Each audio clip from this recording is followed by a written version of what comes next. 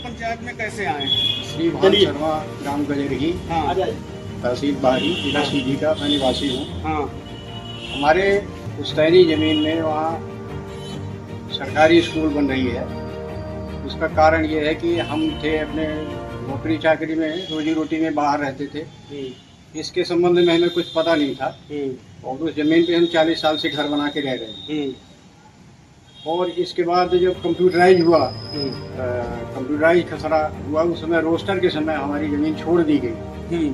उसका पूरा रिकॉर्ड में 50-60 साल का रिकॉर्ड में SDM महोदय बहरी के यहाँ हमारी फाइल चल रही, प्रकरण हमारा दर्ज है।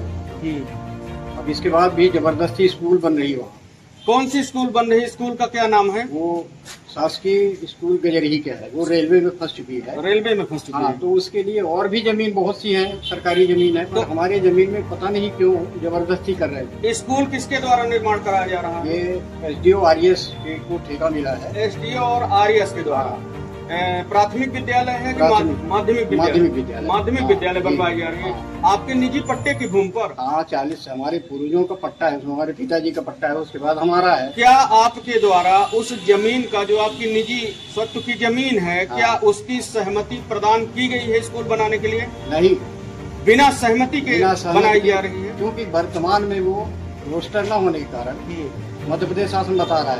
अच्छा। इसीलिए उसको मध्य प्रदेश शासन बता के उसमें स्कूल बना रहे हैं। अच्छा, कितने एकड़ जमीन है वो? कुल 6 एकड़ 52 डेसिमल का रकबा था। हाँ। और इस समय वो पूरा सरकारी में बन गया है। इसकी वजह से वो जबरदस्ती उसमें स्कूल बनाने की प्रतिज्ञा से कर लिए हैं। क्या बताया? उस जमीन का खसरा नंबर क्या है?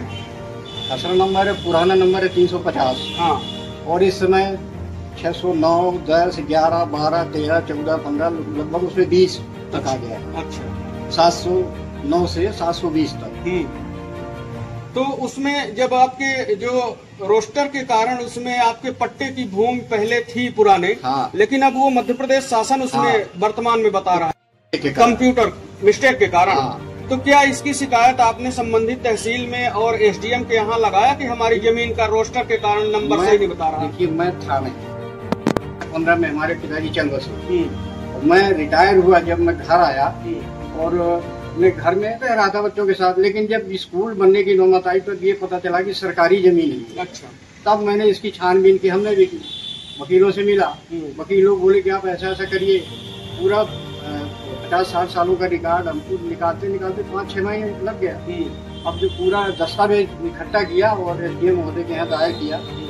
अब इस बीच में SDM महोदय का 2 जगह का बैठने का है प्रभार है। वो सिहावल में बैठती हैं और बहरी में बैठती हैं। अभी लगभग 15 दिन से संभवतः नहीं बैठी हैं। हमारा प्रकरण वहाँ पड़ा है। अब इस बीच में वो दावा दे रहे हैं स्कूल यहीं बनेगी। RES द्वारा बनाई जा रही है। RES को ठेका दिया गया। हाँ, स्कूल बनाने का जिम्मा दिया गया, जिम्मेदारी। तो आज आप कलेक्टर साहब के पास जन सुनवाई में आए हैं, आवेदन दे करके फरियाद किए हैं। क्या कलेक्टर साहब से क्या मुलाकात हुई आपकी? अभी नहीं।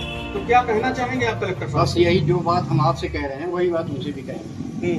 हम आवेदन में भी वही चीज लिखे हैं। यही बात कलेक्टर साहब से कहेंगे।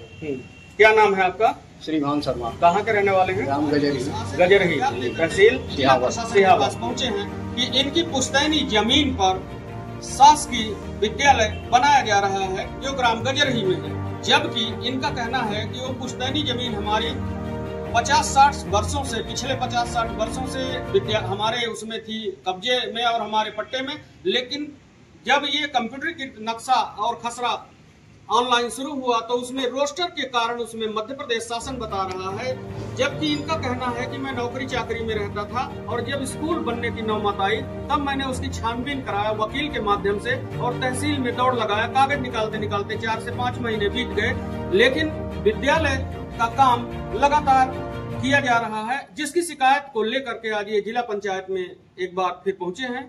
अब ये देखना होगा कि क्या इनके जमीन पर जो वास्तविक है वो जांच उपरांत सही ढंग से कार्रवाई हो पाती है या उस जमीन पर इसको बनाई जाए।